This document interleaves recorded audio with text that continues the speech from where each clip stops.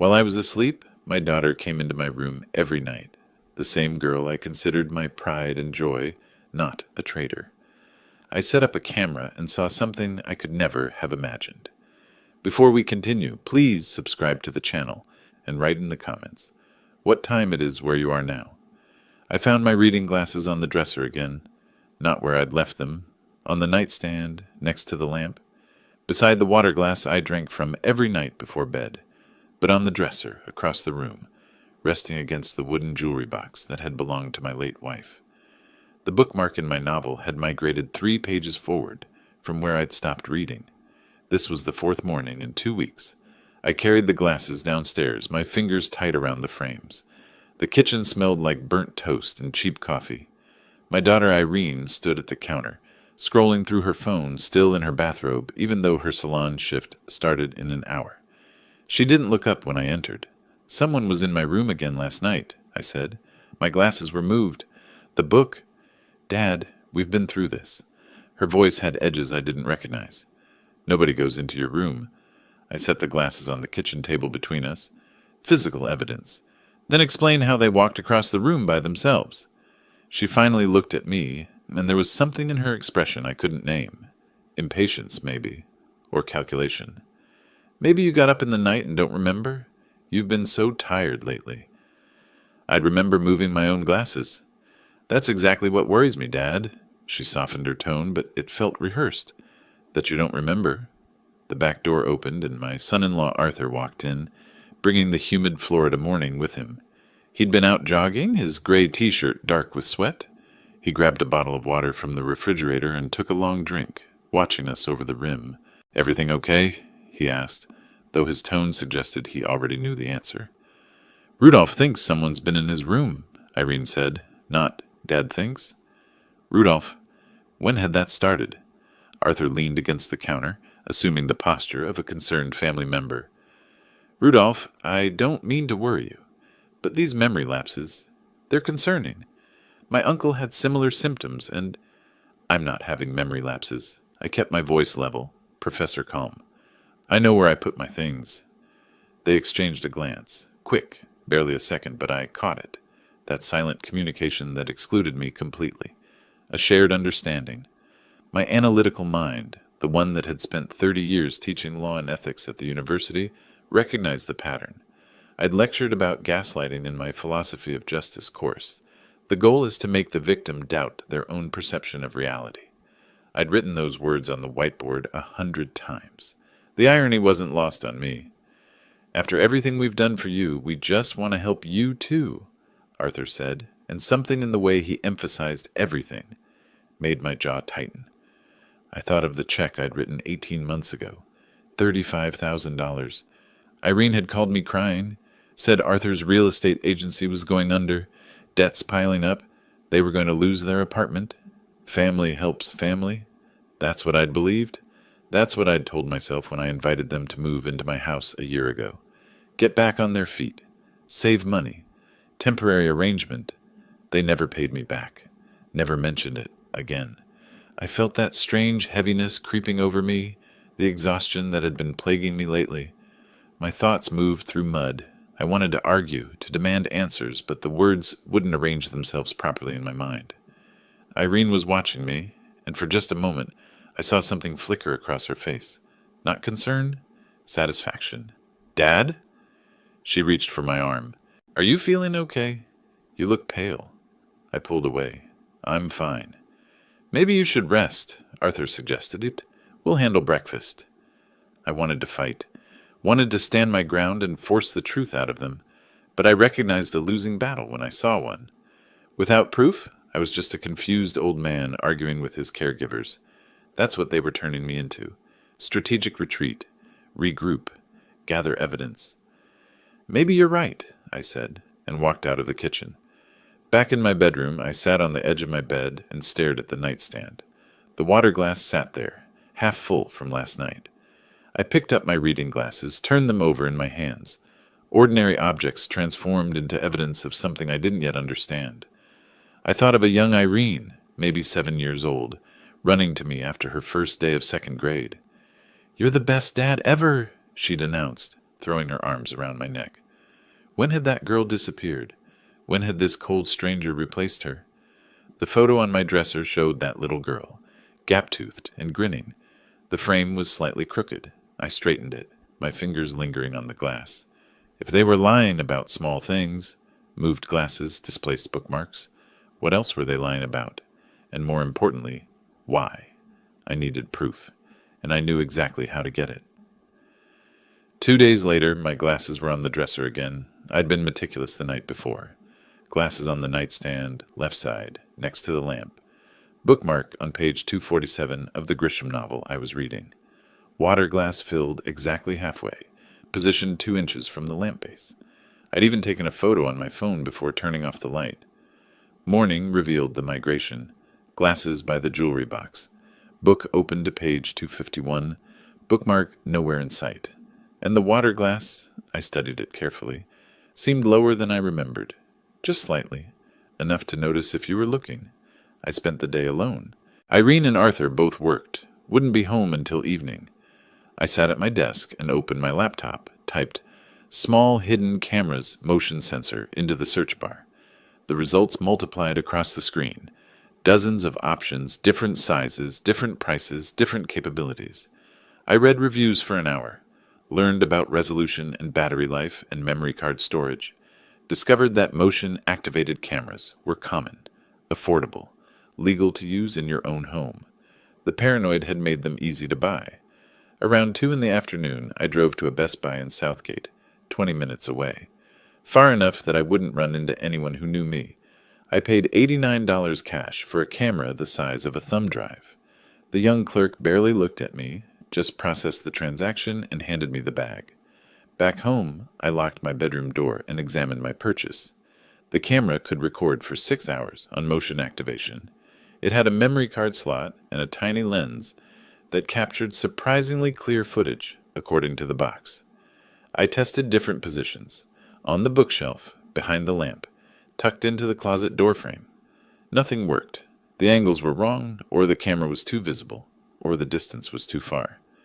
Then I looked at the photo frame on my dresser, the one with 8-year-old Irene grinning at me, her bicycle in the background, both of us covered in grass stains from her crash into my teaching her to ride. I'd picked her up, dusted her off. "The best dad ever," she'd said again, even with scraped knees. The frame was thick enough, deep enough. I removed the back, adjusted the contents, and positioned the camera behind the photo, angled toward the nightstand. From the front, you couldn't see it. The lens peeked through a tiny gap between the frame and the wall. Perfect view of the water glass, the lamp, the entire nightstand surface. I reassembled everything and waited. Dinner that evening was tense. Irene had picked up Chinese takeout on her way home. We ate at the kitchen table, chopsticks clicking against paper containers, nobody talking. Arthur scrolled through his phone. Irene studied her nails. I pushed lo mein around my plate and thought about evidence, documentation, proof. "Dad, I've been thinking," Irene said finally, "about what we talked about the other day. Have you made that appointment with Dr. Reynolds?" I looked up. "What appointment?" "To get checked out. Your memory. We're worried about you." Arthur set down his phone. "These things don't get better on their own, Rudolph. Catching problems early, that makes a difference." I remembered a case I'd consulted on 15 years ago, elder financial abuse. The victim had documented everything, bank statements, conversations, dates, and times. The defense attorney had argued it was all confusion, cognitive decline, misunderstanding. But documentation was everything. Without proof, it was just one person's word against another's. I'd told the prosecutor exactly that, and we'd won. "Maybe you're both right," I said slowly. "I'll think about it. Making an appointment." Irene's face brightened immediately. Too quickly. Relief flooded her features. "That's good, Dad. That's really good. We just want you to be healthy." "Of course," Arthur added. "We're family. We look out for each other." I nodded and returned to my noodles. Let them think I was capitulating. Let them believe their gaslighting was working. The rest of the evening crawled past. I read in the living room while they watched television, the laugh track grating against my nerves. Around 10, I announced I was going to bed. Arthur barely acknowledged me. Irene called out goodnight without looking away from the screen. In my room, I checked the camera. The red light blinked once. Armed and ready. Motion sensor active. Memory card inserted. I straightened the photo frame one last time, making sure the angle hadn't shifted. Then I looked at the water glass on my nightstand. Same glass I'd used for 20 years. Same routine every night. Fill it halfway, drink it before bed, refill it in the morning. A habit so ingrained I'd never questioned it. Tonight, I questioned it. I left the glass untouched and climbed into bed. The camera watched from its hiding place behind my daughter's gap-toothed smile. Somewhere in the house, Irene and Arthur were preparing for sleep, probably thinking I'd given up, probably confident their manipulation was succeeding. I closed my eyes but didn't sleep deeply.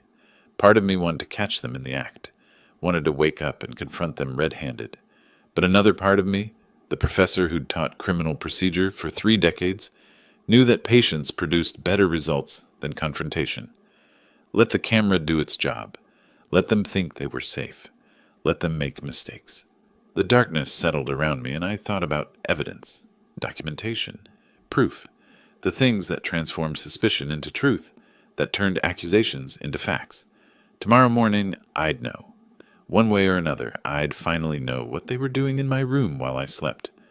5 nights passed with nothing to show for them. The camera recorded hours of me sleeping, tossing occasionally, adjusting pillows. Normal bedroom activity. I'd check the footage each morning after Irene and Arthur left for work, fast-forwarding through the tedium of my own unconscious hours. Nothing. Yet each morning, small things remained wrong.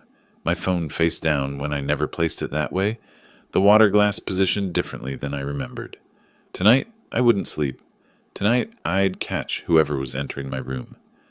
I lay in bed fully clothed beneath the blanket, positioned so I could see the door in the ambient light from the street. The digital clock on my nightstand read 10:47 p.m. Downstairs, I'd heard their bedroom door close 20 minutes ago. The house had settled into its nighttime quiet, the hum of the air conditioning, the occasional creak of cooling wood. I mentally reviewed case law from my teaching days. Commonwealth versus Berkowitz, State versus Morrison, anything to keep my mind active and alert. When that grew stale, I did multiplication tables. 12 times 17, 17 times 19. I pinched the inside of my wrist, the small pain sharpening my focus. Around 11:30, drowsiness touched me. Normal enough. I sat up, swung my legs out of bed, did 20 knee bends in the darkness. The movement helped. I returned to my vigil position, eyes on the door. Midnight came and went. Then, around the time I usually drifted off, something changed. The drowsiness didn't creep. It crashed over me like a physical wave. My eyelids turned to lead. My thoughts scattered and reformed sluggishly. I stood again, walked to the window, pressed my face against the cool glass. The cold helped for perhaps 30 seconds. Then that pharmaceutical weight dragged at every muscle, every nerve. I made it back to the bed, sat on the edge, tried to stand again, but my legs wouldn't cooperate properly. The last thing I remember was thinking this wasn't natural. This wasn't normal tiredness. Something was very wrong. I woke to sunlight pressing against my closed eyelids. My mouth tasted like rust and cotton. My head felt stuffed with wet sand. For several confused seconds, I couldn't remember where I was or what day it was. The disorientation was profound and terrifying. Slowly, reality assembled itself. My bedroom. Morning. I'd failed to stay awake.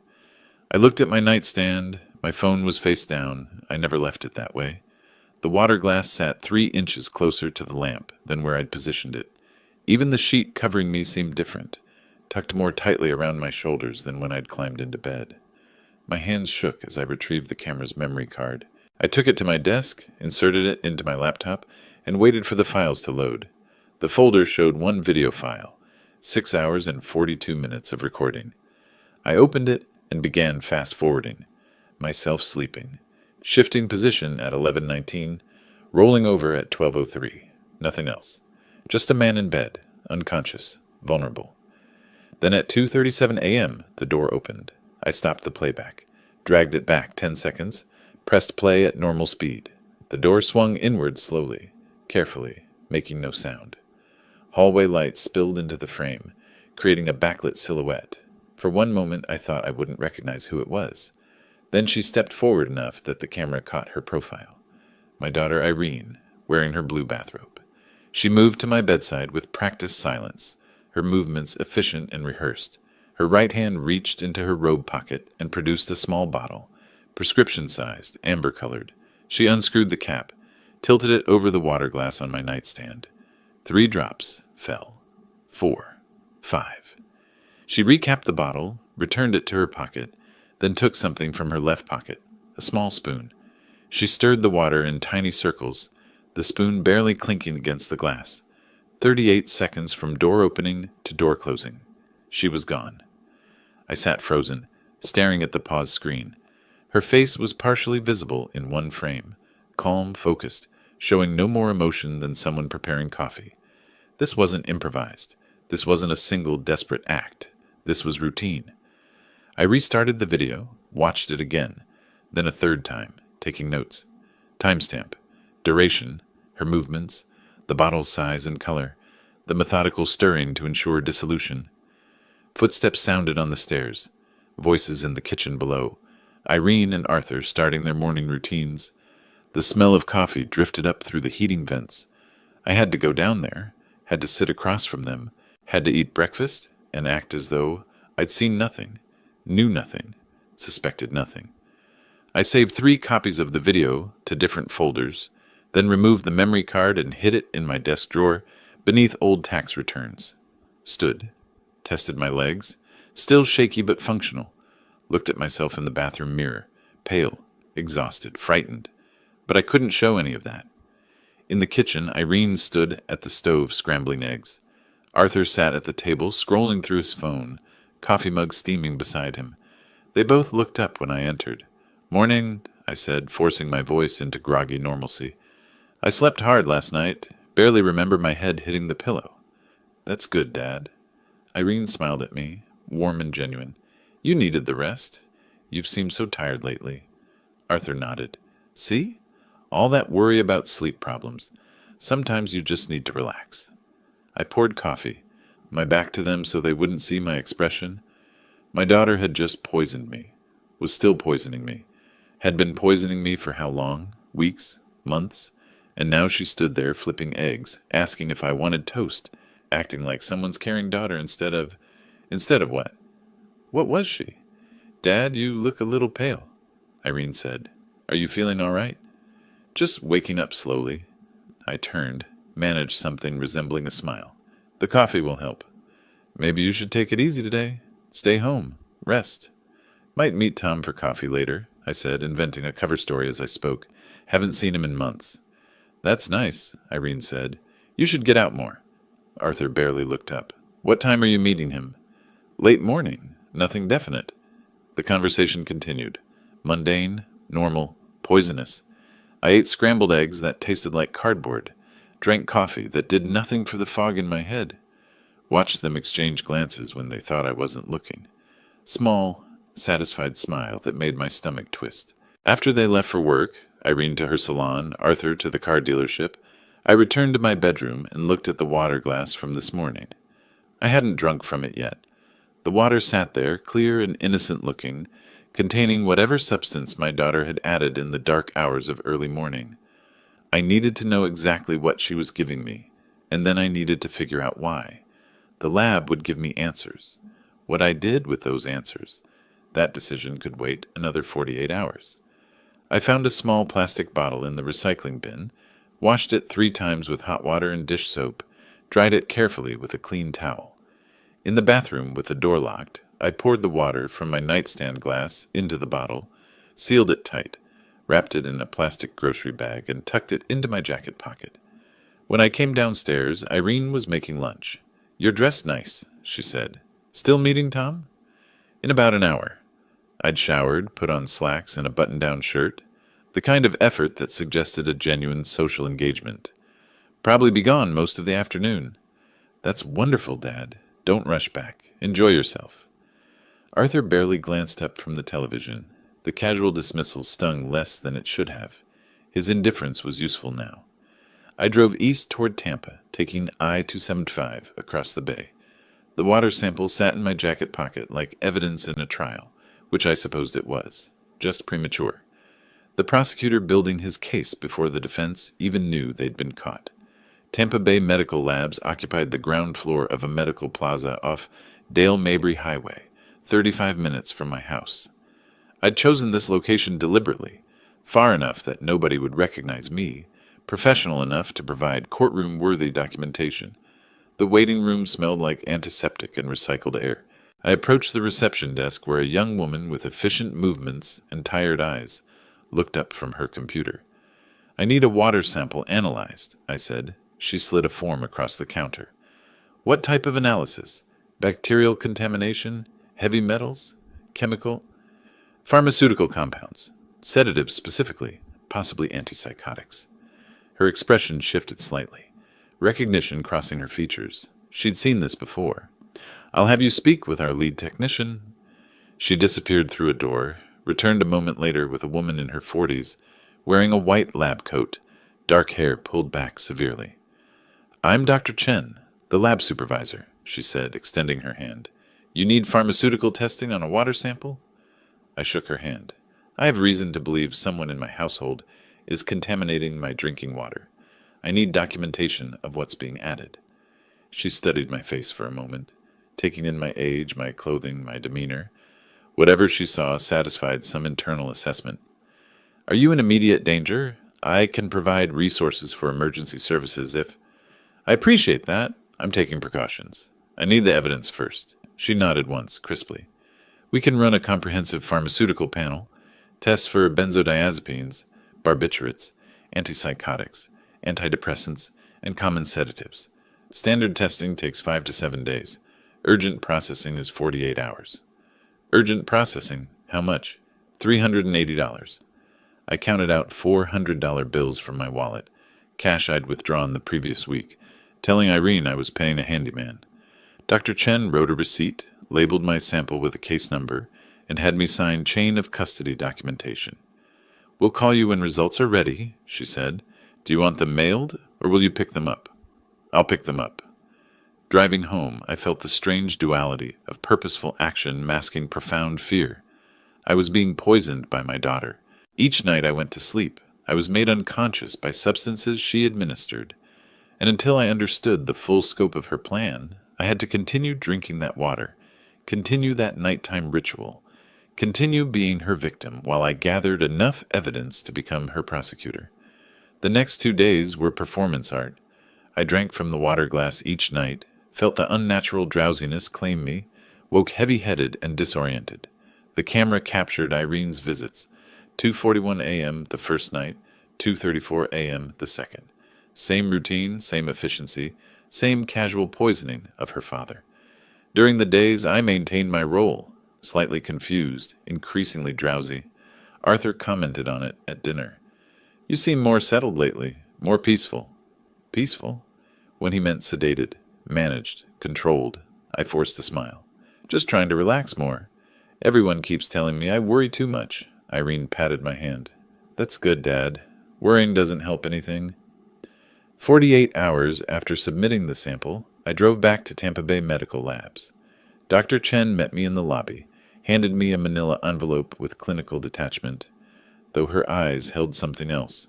Concern, perhaps, or recognition of what this envelope represented. "Thank you," I said. "Be careful," she replied, which wasn't standard laboratory protocol. In my car, parked in the medical plaza lot, I opened the envelope. The report was 3 pages of technical analysis, charts, and medical terminology. But the summary was clear enough. Zolpidem, Ambien, 15 mg concentration, sedative hypnotic quetiapine, Seroquel. Trace amounts, antipsychotic, commonly prescribed for sleep disorders, also causes cognitive dulling at low doses. 15 milligrams of Ambien, enough to knock out someone my size for 8 hours, and quetiapine, not prescribed for sleep in someone healthy, prescribed for serious mental conditions, but in small doses mixed with a sedative, it created something else: confusion, memory issues, difficulty concentrating, symptoms that mimicked early-stage dementia. I read the report 3 times before the full scope crystallized. They weren't trying to kill me. at least not quickly. They were trying to make me incompetent, make me seem like someone who couldn't manage his own affairs, make his own decisions, control his own life or finances. My house was worth $600,000, maybe more in the current market. My retirement accounts held another $200,000, Social Security and pension income of $4,000 monthly. And if they could establish I was mentally declining, if they could get guardianship, everything would become theirs to manage, theirs to spend, theirs to control. That night, after Irene and Arthur had gone to bed, I sat at my desk and began creating backups. Uploaded the video footage to encrypted cloud storage, using a VPN connection to mask my activity. Burned 2 DVDs of the footage, labeled them Home Videos 2024 in innocuous handwriting. Scanned the lab report, printed multiple copies. Placed originals in my safety deposit box at the bank during a trip the following morning. Told Irene I was meeting Tom again. Then I called my sister Margaret in Orlando. She answered on the 3rd ring. "Rudolph, is everything okay? You never called during the week." "I'm sending you a package," I said. "Flash drive and some documents. Don't open it. Don't look at it. Just keep it somewhere safe." Silence on the line. Then, "You're scaring me. What's going on?" "I'm handling something. If anything happens to me, anything at all, take that package to the police." "Anything happens? Rudolph?" "Promise me, Margaret." Her voice went quiet. "I promise. But you need to tell me what's happening. Does this have something to do with Irene and Arthur? If I'm wrong, I'll explain later and we'll laugh about my paranoia. If I'm right, you'll understand when you open it." I shipped the package overnight from a FedEx store, got tracking confirmation, watched the status updates until it showed delivered to her apartment. Evidence secured. Chain of custody established. Backups created. Timeline documented. But I didn't have everything yet. I knew what and how.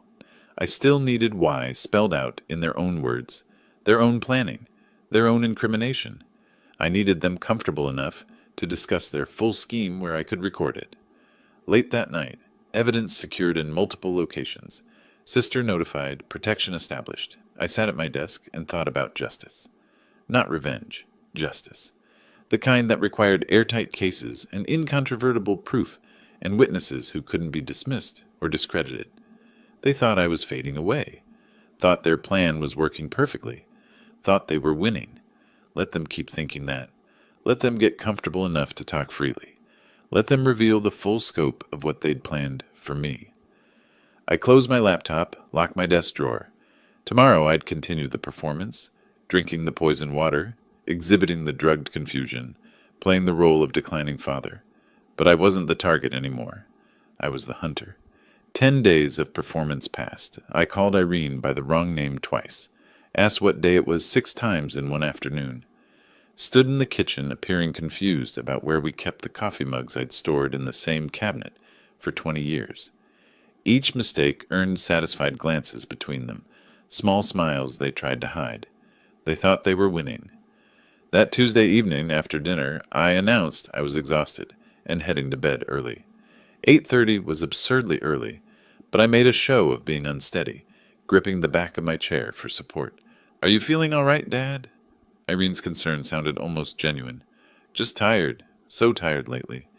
I shuffled toward the stairs. In my bedroom, I waited 20 minutes until I heard them moving to the kitchen.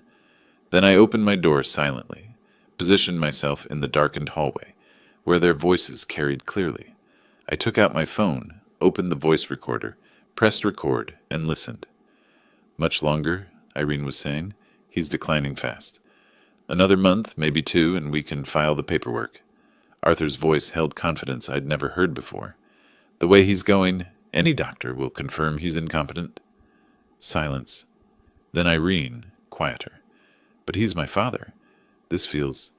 Your father is sitting on over $500,000 in assets while we're drowning in debt." Arthur's frustration broke through. "The house alone is worth $520,000. His retirement accounts, his savings, it's all just sitting there. You promised this was safe, that nobody would know. Nobody will know. I researched this carefully. Zolpidem and quetiapine in these doses create perfect symptoms: confusion, memory loss, disorientation. Doctors will think it's early-stage dementia. These drugs don't show up on standard blood work. By the time anyone thinks to look deeper, we'll already have guardianship. My fingers tightened around the phone. He'd researched it, planned every detail. What if he's written us out of the will? Irene asked. Doesn't matter. With guardianship, we control everything while he's alive.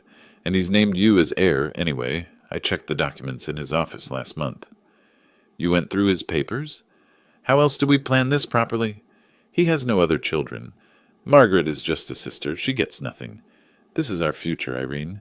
Our only way out of this debt. A long pause. When Irene spoke again, her voice was smaller. Sometimes I think about before.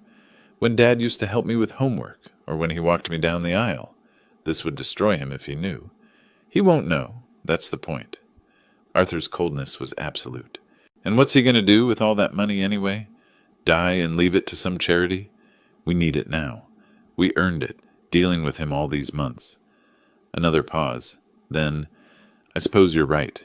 We don't have another option. We schedule him for that doctor's appointment in 2 weeks, get the medical documentation, then we file. Another month after that, and everything is ours. I stopped the recording. 8 minutes and 43 seconds. Every word documented, every admission captured. Back in my room, I sat in darkness and let the full scope settle over me. Not just theft, complete destruction. They wanted to take my home, my money, my independence, my dignity, everything that remained of the life I'd built with my wife, everything I'd planned to leave as a legacy. The $35,000 I'd given them hadn't helped. It had shown them I had resources worth taking. Sleep didn't come that night, not because of the drugs, I hadn't drunk the water, because I sat transcribing key quotes from the recording, timestamping the most damaging statements, adding them to my evidence file, building a prosecution. Morning came. I went downstairs and performed my role. Asked Irene when she was coming to visit. She lived there. She exchanged that glance with Arthur, satisfaction mixed with something that might have been guilt, quickly suppressed. Going to the library for a few hours, I announced after breakfast. Haven't been out much lately. That's nice, Dad. Don't overdo it. I drove downtown to Daniel Prescott's law office, a small practice on Main Street, specializing in elder law and criminal defense. Prescott was in his mid-50s, gray at the temples with the bearing of someone who'd seen enough courtrooms to respect them. I'd called ahead. He was expecting me. Mr. Collins, he said, shaking my hand, you mentioned elder abuse on the phone. Tell me what's happening. I presented everything. Video files on a USB drive, 5 instances of my daughter entering my room at night, adding substances to my water, laboratory report documenting zolpidem and quetiapine in that water, medical report showing those same drugs in my system, audio recording from last night's kitchen conversation, timeline of symptoms, incidents, dates, detective notes I'd been keeping. Prescott watched the videos in silence, read the reports carefully, listened to the audio with his eyes closed, concentrating. When he looked up, his expression was grim. Mr. Collins, what they're doing is attempted serious bodily injury at minimum, possibly attempted murder under Florida law. The premeditation is clear. You have an exceptionally strong criminal case. I don't want them to just stop. The words came out harder than I intended. I want them to face full consequences. Prison, criminal record, public exposure. They need to pay for this. Then we do this methodically. Prescott leaned forward. We gather more evidence. Let them commit further acts. When they file for guardianship, and they will, we counter with everything. The court will be forced to involve law enforcement. They'll be arrested in the courthouse. How long will this take? 4 to 6 weeks if we're strategic, but the case will be airtight. They won't be able to defend themselves. What do I need to do? Continue the performance. Let them think they're succeeding. We'll change your will immediately. Cut them out completely. Get additional medical documentation. Install a second camera for redundancy. Build such an overwhelming case that no prosecutor can decline it. No defense can challenge it.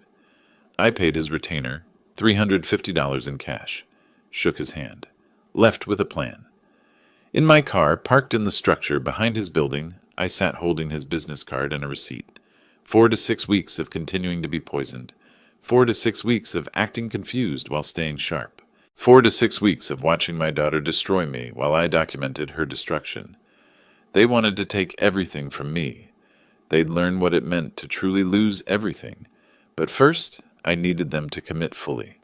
Let them think they were winning right up until the moment they discovered they'd lost.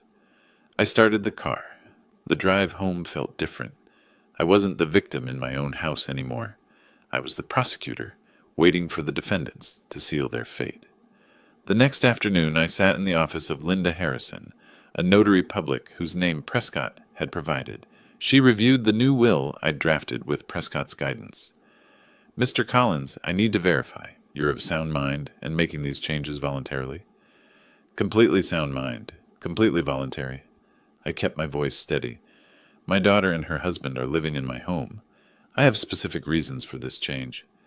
"And you want to leave your daughter exactly $1? "Exactly $1, with the notation, 'for reasons she understands personally.' That language is crucial." She studied my face, then nodded. "The dollar prevents her from claiming she was forgotten. I've seen cases like this before." I signed. 2 witnesses from her office signed. She applied her seal. My sister Margaret became the primary beneficiary of everything: the house, retirement accounts, all assets. Irene would receive $1 and the knowledge that I knew. 3 copies, one with Prescott, one in my safety deposit box at First National, one mailed to Margaret with instructions to open only if something happened to me. The first strike was complete. They just didn't know it yet. 3 days later, I drove to Tampa General Hospital for an appointment with Dr. Sarah Chen, a toxicologist Prescott recommended. She was in her mid-40s, efficient movements, compassionate eyes that had seen suffering before. I showed her the laboratory report on the water, explained the situation without embellishment. She took blood samples, clipped hair from the back of my head. Hair retained drug traces for months. "Results in 5 to 7 days, she said. "But Mr. Collins, are you safe at home?" "I'm taking precautions. I need the documentation more than intervention right now." Her expression shifted to understanding. "I'll document everything. But please be careful. What they're doing isn't just theft. It's assault." 5 days later, her report arrived. Both zolpidem and quetiapine present in my system in concentrations consistent with regular dosing over weeks. Her official statement: drug presence and concentration patterns consistent with external administration, not prescribed usage. Forensic proof. That same week, I hired James Mitchell, a private investigator Prescott had worked with before. Mitchell was in his mid-50s, graying hair, seen-it-all expression. His office was a converted house in a commercial district, files stacked on every surface. "Elder financial abuse," he said when I explained. "I've worked a dozen cases. Your evidence is already strong. What do you need from me?" "Their financial situation, their communications, their planning, everything that shows motive and premeditation." "Give me 10 days and $1,200. I paid half up front. 10 days later, he delivered a 40-page report. Official debts, $87,000. Arthur's hidden gambling, online poker accounts, showing $23,000 in losses over the past year. Irene confiding to co-workers at Bella's salon about inheriting property soon and finally getting financial security. Arthur's browser history from public Wi-Fi, showing searches for Florida guardianship laws and how to prove incompetency. "They've been planning this for months," Mitchell said. "Maybe longer. Your son-in-law has a serious problem. The gambling losses alone. The $35,000 I gave them probably went straight to his poker accounts." "Probably." Mitchell closed the folder. "You're building a prosecution-level case. This isn't just evidence. This is a narrative." That night, after Irene completed her routine, entering my room at 2:40 a.m., adding drops to my water, stirring carefully, I installed a second camera. This one went inside a decorative bookend on my shelf, different angle, overlooking the bed from another direction. Redundancy. If they discovered one camera, the other survived. Over the next week, I captured 3 more instances. Total now, 5 separate video recordings spanning different dates. Pattern, premeditation, incontrovertible proof. Every night, I drank the drugged water. Every morning, I woke heavy-headed and genuinely tired.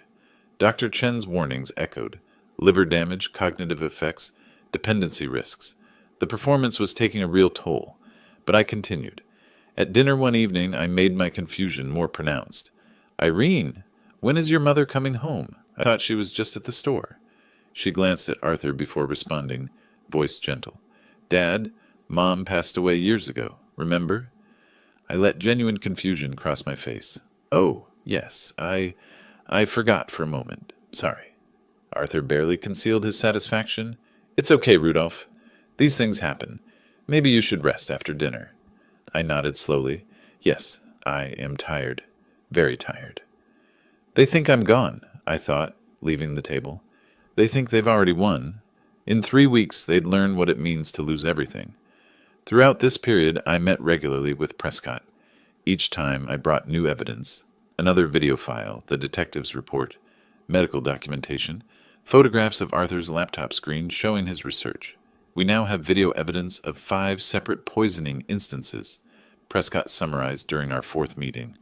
Laboratory analysis of the water. Medical tests proving those drugs are in your system from external sources. Private investigator report documenting motive and desperation. Audio recording of them discussing the plan. "This is overwhelming." When do we strike? When they file for guardianship. Let them commit fully. They'll hire an attorney. Submit documentation. File court papers. The moment those papers are filed, we counter with everything. The court will have no choice but to involve law enforcement. How much longer? Based on their timeline, 2 to 3 weeks. Can you maintain the performance? I've maintained it this long. I can last another month if needed. Good, because when we move decisively. They won't see it coming until it's already over. By early May, everything was ready. Multiple copies of all evidence, backed up in cloud storage, secured in my safety deposit box, sent to Margaret. Medical proof, financial motive, video documentation, audio admission, detective findings, an overwhelming prosecution-ready case. Late one night, sitting at my desk after another drugged sleep, I reviewed the master timeline I'd created. Every incident documented, every piece of evidence cataloged, every witness identified. For 30 years, I taught ethics, taught that justice requires evidence, patience, perfect execution. Now I'd demonstrated. They were about to learn that the man they thought they'd destroyed was about to destroy them instead. Over the next week, I escalated my performance to levels that should have alarmed any genuine caregiver. On Tuesday, I walked 6 blocks to a coffee shop I'd never visited, sat there for an hour, then called Irene. "I'm not sure where I am. I went for a walk, and I don't recognize this area." She arrived within 20 minutes, brought me home with her arm around my shoulders. Mrs. Patterson, our neighbor, watched from her driveway. Irene made sure she saw us. "Dad's been having more episodes like this," she told her loud enough for me to hear. Inside, Arthur waited. How lost was he? 6 blocks away, completely disoriented. Irene glanced at me with what might have been concern or calculation. "We need to move faster. He's ready." Thursday morning, I asked Irene 3 times what year it was. Called her Susan twice, my wife's name. Left the stove on after making coffee, stood in the kitchen appearing confused, until Arthur turned it off with exaggerated patience. Friday afternoon, Irene scheduled an emergency appointment with Dr. Reynolds, my family physician for the past decade. In his office, I gave my best performance yet. "Mr. Collins, can you tell me what brought you in today?" Dr. Reynolds asked, his weathered face creased with professional concern. I looked around the examination room as though seeing it for the first time. My daughter brought me. I'm not sure why." Irene stepped forward. "Doctor, I'm really worried. Over the past few weeks, Dad's decline has accelerated. He gets lost in the neighborhood, forgets my name, asks the same questions repeatedly. Yesterday, he asked when my mother was coming home. She passed away 8 years ago. Do you remember your wife passing away, Rudolph?" I paused, let my face struggle with the memory. "Yes, I think so. It's fuzzy sometimes." Reynolds conducted a basic cognitive assessment. When he asked me to remember 3 words, I deliberately forgot 2. When asked what year it was, I said 2023. When asked who the president was, I hesitated and guessed wrong. He wrote extensively in my chart, turned to Irene. "I'm noting significant cognitive concerns. Has he had any falls?" "Not yet." but I'm terrified he will. He shouldn't be living alone, but he insists he's fine. I don't know what to do. Reynolds prescribed neurological testing I would never attend. His documentation would be perfect for their guardianship petition, perfect for my counter-evidence showing how they'd manipulated medical professionals. That afternoon, Arthur met with Gary Hendricks, an attorney whose office was above a dry cleaner on Tamiami Trail. I learned this later from Prescott's investigator. Hendricks charged $2,500 for basic guardianship cases, money Arthur borrowed from a payday loan at 25% interest. Your father-in-law is showing signs of dementia, Hendricks would have said, and you want guardianship to manage his affairs? Arthur would have nodded eagerly. He's not safe anymore. We've been living with him, keeping watch, but he needs legal structure, medical and financial decisions. Any opposition expected? Just his sister in Orlando, but she barely visits. We're the primary caregivers. It's well documented. I'll draft the petition. We'll file next week. While Arthur made his arrangements, I drove to Prescott's office. We filed our own petition that same day. Emergency motion for protective order and criminal investigation. It included summaries of all evidence, videos, lab reports, medical documentation, audio recording. We requested that when their guardianship petition was filed, both cases be heard together and law enforcement be notified. The filing was sealed. They'd have no warning. When they file their petition, the system will flag the related case, Prescott explained. The judge will review both before the hearing.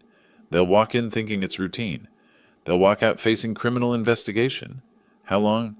Their attorney promised them a week. Hearing gets scheduled 7 to 10 days after filing. You're looking at 2 weeks total. 2 weeks. 14 more nights of drugged water.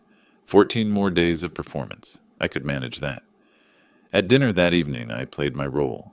Arthur mentioned casually, Irene and I have been talking. Maybe it's time we looked into some help for you, Rudolph. Someone to manage things. I nodded vaguely. That might be good. I don't feel like myself lately. Inside, I was counting down. They thought they were managing me. They had no idea I was managing them. Every move, every filing, every piece of evidence leading to a trap they couldn't see. The following Wednesday, Prescott called. They filed this morning. Guardianship petition with medical documentation, witness statements, the works. Both cases have been assigned to Judge Rachel Morrison. Hearing scheduled for May 28th, 10 a.m. 8 days. I circled the date on my calendar in red ink. For 2 months, I'd been poisoned nightly, gaslit daily, systematically destroyed by my own daughter. In 8 days, that would end. In 8 days, justice would arrive. They filed their petition requesting control over my life. They were about to learn what it felt like to lose control over their own. I arrived at Sarasota County Courthouse at 9:30 on the morning of May 28th, wearing my best suit, charcoal gray, pressed sharp. The first time in months I'd looked fully professional, no shuffle in my step, no confusion in my eyes. Prescott walked beside me carrying a briefcase containing a laptop, printed evidence, and USB drives with backup copies of everything. In the lobby, I saw them. Irene wore a navy dress that made her look responsible and concerned. Arthur had managed a sport coat over khakis. Their attorney Hendricks stood with them, overweight, perpetually rushed, already sweating in the air-conditioned building. Mrs. Patterson, our neighbor, hovered nearby as their witness. When Irene saw me, her face registered confusion. "Dad? You have a lawyer?" I met her eyes steadily. "I do. You'll understand why shortly." Arthur stepped forward, suspicious now. "What's that supposed to mean?" "It means I've known what you were doing since late March. I've documented everything. The hearing will explain the rest." Before Irene could respond, Prescott gestured toward the elevator. "Save your questions for the courtroom, Ms. Collins. You'll have plenty to answer for shortly." At 9:50, Hendricks was called to meet with the judge's clerk. He returned 5 minutes later, looking puzzled. "There's another petition filed in this case, something sealed. The judge wants to hear both matters together." Arthur's confident expression flickered. "Another petition? Who filed it?" Hendricks glanced at Rudolph. "The file's sealed. We'll find out in the hearing."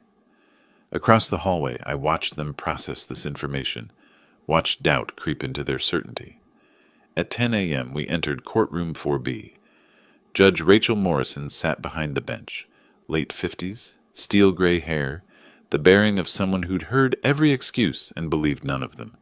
Her courtroom was modern, sparse, designed for efficiency rather than drama. "We're here on the matter of guardianship petition for Rudolph Collins," she began. "Mr. Hendricks, present your case." Hendricks stood, fumbling slightly with his notes. "Your Honor, we're seeking guardianship based on Mr. Collins's cognitive decline and inability to care for himself. His daughter and son-in-law, who reside with him, have documented his deteriorating condition." He submitted Dr. Reynolds's chart notes showing cognitive impairment, called Mrs. Patterson, who testified she'd seen me lost and confused in the neighborhood, presented Irene's written statement about my daily struggles, the forgotten names, the repeated questions, the confusion about my late wife. Arthur looked satisfied. Irene glanced at me nervously. Judge Morrison reviewed the documents and then turned to Prescott. "Counsel, you filed a related motion?" "Yes, Your Honor, an emergency motion for protective order. We have evidence that Mr. Collins' alleged cognitive decline is not natural, but the result of systematic poisoning by the petitioners themselves." The courtroom went silent. Arthur's face drained of color. Irene gasped softly. Hendricks half stood. "Your Honor, that's absurd." "I'll hear the evidence," Morrison said sharply. "Proceed, Mr. Prescott." Prescott opened his laptop, connected it to the courtroom screen. "What you're about to see are 5 separate instances recorded over 2 months of Miss Collins entering her father's bedroom at night and adding substances to his drinking water." The video began. The courtroom screen showed my dark bedroom, timestamp visible in the corner. March 24th, 2:37 a.m. The door opened slowly. Irene's silhouette appeared, backlit by hallway light. She moved to my bedside, removed a small bottle from her robe pocket, added drops to my water glass, stirred with a small spoon, left. 38 seconds. Crystal clear. Undeniable. Prescott played 3 more instances, different dates, identical pattern. Each time Irene's face was partially visible. Each time the action was methodical, practiced, deliberate. Behind me I heard Mrs. Patterson inhale sharply. "The laboratory analysis of that water," Prescott continued, "revealed zolpidem, commonly known as Ambien, and quetiapine, an antipsychotic.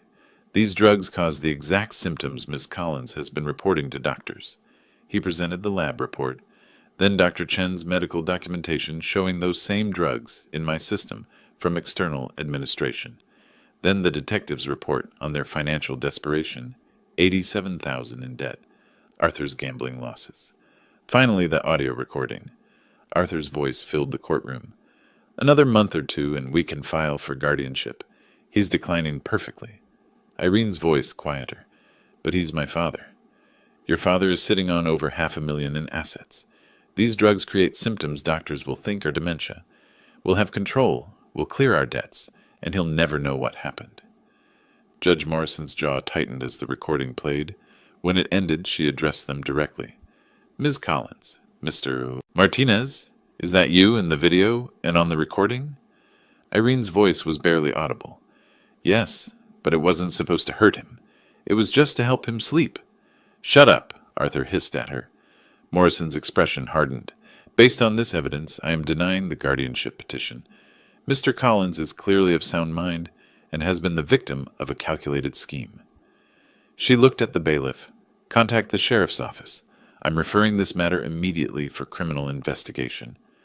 Arthur stood agitated. "This is insane. We were helping—" "Sit down, Mr. Martinez." Morrison's voice could have cut steel. "I'm issuing an emergency protective order. You are to have no contact with Mr. Collins. You are not to return to his residence. Sheriff's deputies will escort you to collect your belongings under supervision within 48 hours. Irene was crying now, silently, her body shaking.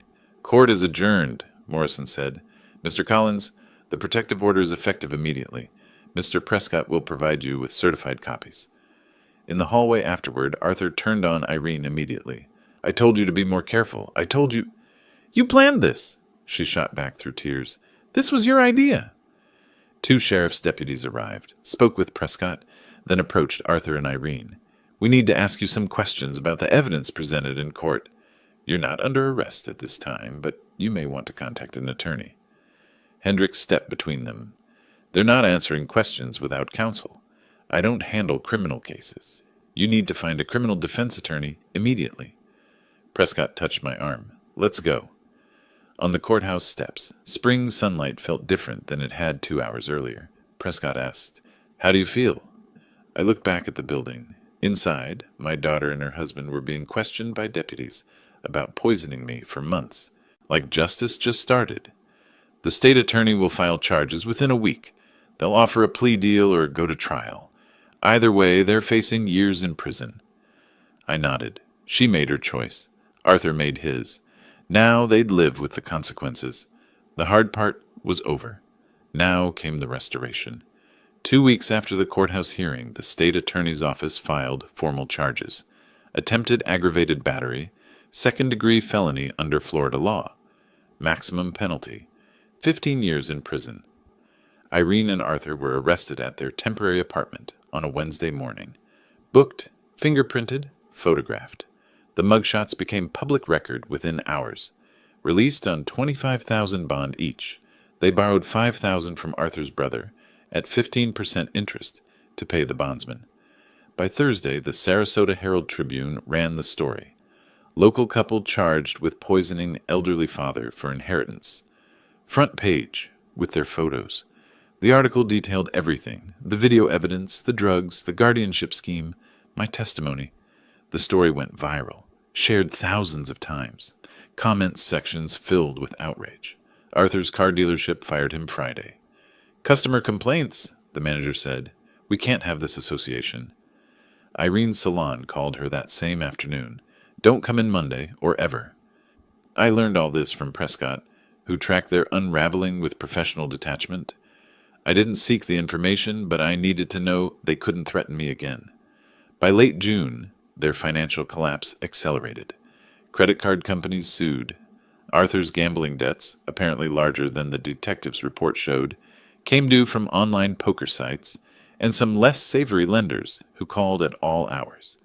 Prescott filed my civil lawsuit, $200,000 for intentional infliction of emotional distress and elder abuse. Unable to fight multiple legal battles, they filed bankruptcy. A trustee sold Arthur's car for $22,000, Irene's jewelry for $3,000. After secured creditors took their share, almost nothing remained. My civil judgment would survive the bankruptcy, following them for 20 years. The protective order's deadline arrived July 1st. Sheriff's deputies supervised their eviction from my house. I stood on the sidewalk with Prescott, watching them load a rental truck with their belongings. Irene's hands shook as she carried boxes. Arthur avoided looking at me entirely. When they finished, a deputy collected their keys. I entered my home, truly mine again, and immediately had the locks changed. Security system installed. Then I spent days cleaning, removing every trace of their presence, repainting, replacing furniture, reclaiming. They moved to a 2-bedroom apartment in a rough neighborhood, $950 a month, all they could afford with Arthur's brother's dwindling loan. Irene found work as a cashier at a discount grocery store, minimum wage, no background check. Arthur, too proud initially, burned through their borrowed money before taking night shift warehouse work at $14 an hour. Combined income, maybe $3,200 monthly. They were surviving, not living. Their marriage deteriorated visibly. Through Prescott's investigator, I needed to ensure they weren't violating the protective order. I learned about the constant arguments, Arthur drinking heavily, Irene sinking into depression. Neighbors complained about their fighting. "This is your fault," Arthur would shout, according to reports. "You got caught on camera." "Your plan," Irene would respond. "Your drugs. You pressured me every day." Their criminal defense attorney, Rebecca Torres, cost $15,000 they didn't have. Borrowed again, this time at 20% interest. Torres reviewed the evidence against them and delivered brutal truth. 5 videos, lab reports, medical documentation, audio confession. "The state attorney has offered a plea," Torres told them in early August. According to her later court filings, plead guilty to 3rd-degree felony, accept probation instead of prison. The alternative is trial, conviction, and years of incarceration. Arthur wanted to fight. Irene, more realistic after seeing herself on video, poisoning her father, knew they had no defense. After days of argument, they agreed. The sentencing hearing was scheduled for August 27th. I spent those weeks rebuilding. Margaret visited twice. My neighbors, understanding now what had happened, treated me with new respect. Former colleagues from the college called offering support. I started writing my victim impact statement, revising it multiple times until the words captured everything without becoming vindictive. Prescott reviewed it, suggested minor changes. The statement was ready. Late August, 3 days before the hearing, I sat in my reclaimed dining room, the printed statement before me. Through the window I could see my garden, vegetables growing, flowers blooming. My house, my life, finally returned. The doorbell rang. Prescott, delivering final hearing details. "They're both planning to speak," he said. "Show remorse. Ask for mercy." I nodded. "They can ask. The judge will decide. Are you ready?" I looked at the statement, thought about 6 months of hell, the fear and betrayal and poisoning.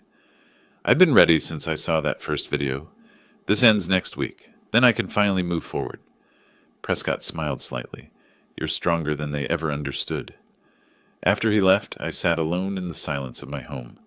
No drugged water waiting, no daughter creeping in at night, no gaslighting over breakfast, just peace, and the certainty that justice, when properly prepared and patiently executed, eventually arrives. The criminal courthouse was larger than family court, more imposing. I arrived early on August 27th, with Prescott and Margaret, dressed in my best suit. Inside courtroom 2A, Judge Catherine Walsh presided. Late 50s, steel gray hair, the bearing of someone who'd seen every excuse. Irene and Arthur sat with Rebecca Torres at the defense table, both looking older than their years. Irene's eyes were red, her hands clasped tightly. Arthur stared straight ahead, jaw clenched. Judge Walsh reviewed the file. "The defendants have pleaded guilty to attempted aggravated battery, third-degree felony. Sentencing range is probation to 5 years prison." She looked at the assistant state attorney, Marcus Reed. "Does the state have a recommendation?" Reed stood. "Your Honor, the state recommends split sentencing. 2 years county jail, 3 years probation, community service, restitution, and permanent no-contact order. This was calculated elder abuse for financial gain." Torres argued for probation only. "Your Honor, my clients have already lost everything, jobs, home, reputation. They're not dangerous. Prison serves no purpose here." Judge Walsh turned to me. "Mr. Collins, would you like to address the court?" I walked to the podium. Didn't need my written statement. I'd memorized every word. "Your Honor, for 2 months I lived in fear that I was losing my mind. I'd wake confused, find things moved, struggle with basic tasks. When I asked my daughter about it, she told me I was imagining things, that I was getting old, that I needed help. She gaslit me while poisoning me every night. When I discovered the truth, saw the video of her adding drugs to my water, the betrayal was worse than the poisoning itself. This was my daughter, the child I'd raised, helped when she needed it, given $35,000 and opened my home to. She repaid my love with systematic abuse. They weren't just trying to steal money. They were trying to steal my competence, my independence, my autonomy. They wanted legal control over my life. If they'd succeeded, I'd be under guardianship now, unable to make my own decisions while they spent my savings and sold my home. They tried to erase me as a person. That's what was at stake, not just money, but my identity, my freedom, my existence as an independent human being. I'm not asking for vengeance. I'm asking for accountability." The courtroom was silent when I finished. I returned to my seat. Judge Walsh asked if the defendants wished to speak. Irene stood trembling. "Your Honor, There's no excuse for what I did.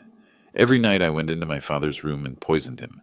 I told myself it wasn't really hurting him, but I knew what we were planning.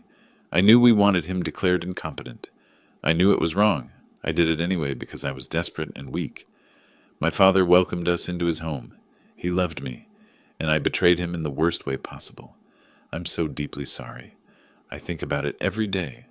I know I'll never forgive myself." She sat, crying. Arthur stood stiffly.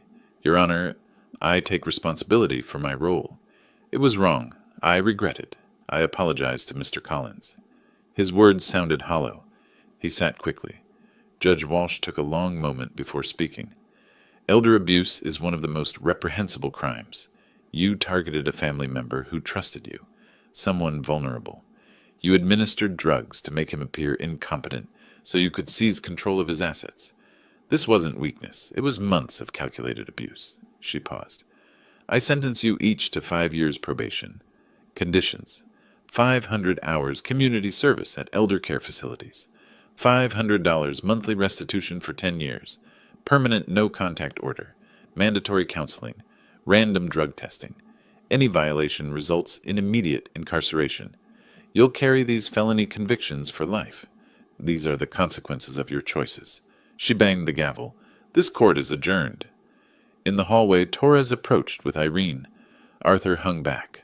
Mr. Collins, Torres said quietly, my client would like to speak with you if you're willing. Prescott started to object, but I raised my hand. I'll hear what she has to say. Irene stepped forward, mascara streaked, hands shaking. Dad, I know I have no right to call you that anymore.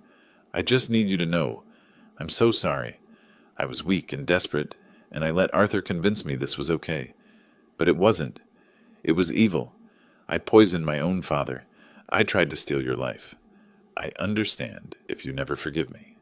I don't forgive myself. She was genuinely crying, not performing.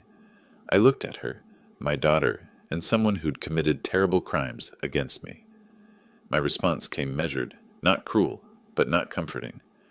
Irene, apologies are words. I needed to hear them, but they don't undo what you did. You poisoned me for 2 months. You tried to take everything. The consequences you're facing are appropriate. Whether I forgive you someday, I don't know. That wound is deep. For now, I need distance. I need to heal without you in my life.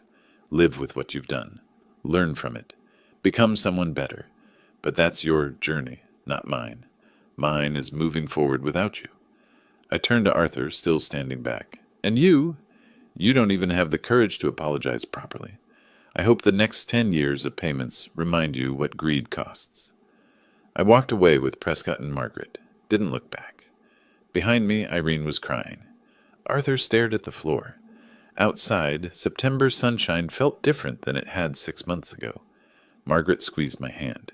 You did it. We did it, I corrected. I couldn't have done it alone. 3 weeks later, mid-September, I sat on my back patio with Margaret, glasses of wine catching the sunset. The garden was lush. The house glowed with warm light. In the distance, neighbors' laughter carried on the evening air. What's next? Margaret asked. I thought about my new routine, the seminars I now taught twice weekly at the community center. Protecting yourself from financial abuse. 20 seniors attended each session, taking notes, asking questions, thanking me afterward.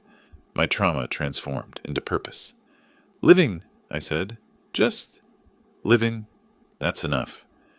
We clinked glasses. Rudolph Collins, 64 years old, survivor, teacher, brother, friend, was home. And home, finally, was safe. If you like this story, please like this video, subscribe to the channel, and share your impressions of this story in the comments. To listen to the next story, click on the box on the left. Thank you for watching.